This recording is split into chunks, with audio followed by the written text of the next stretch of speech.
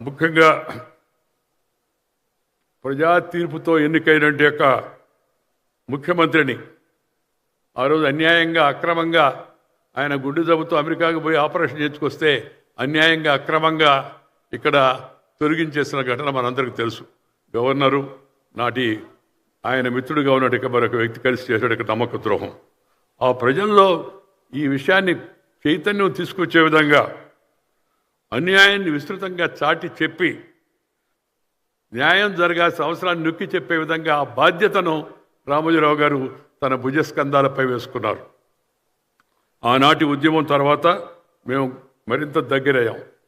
తరచుగా కలుస్తూ విషయాలపై మాట్లాడుకొని రాజకీయాలపై నిరంతరం నేను వారితో చర్చిస్తుండేవాడిని. నేను ఒక రకంగా రాజకీయాల్లో పైకి రావడానికి పెద్దలు అద్వానీ గారు, అటల్ బిహారీ వాజ్పేయి గారు ఒక కారణమైతే ఇక్కడ తెలుగు రాష్ట్రంలో కాస్త గుర్తింపు తెచ్చుకోవడానికి రామోజీరావు గారి సలహాలు ఎంతగానో ఉపయోగపడ్డాయని చెప్పని నేను సవినయంగా మనవి చేస్తున్నాను.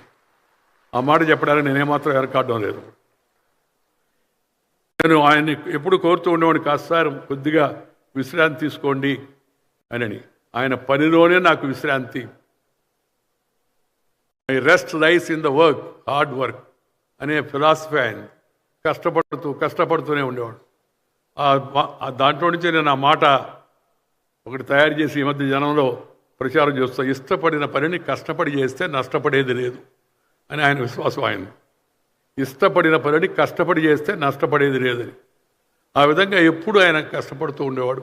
ఎప్పుడు దేశంలో ప్రపంచంలో జరుగుతున్న పరిస్థితులను గమనిస్తూ ఉండేవాడు. దానికి తనదైన పరిష్కార మార్గం ఏందామని ఆలోచించేవాడు. మిత్రులతో ఇక్కడ ఉండి పనిచేసే బృందంతో అందరితో కూడా చర్చించేవాడు. తుది శ్వాస వరకు ఆయన పనిచేస్తూనే ఉండి తాను అన్న మాటలు నిజం చేసి చూపించిన గొప్ప వ్యక్తి వారు.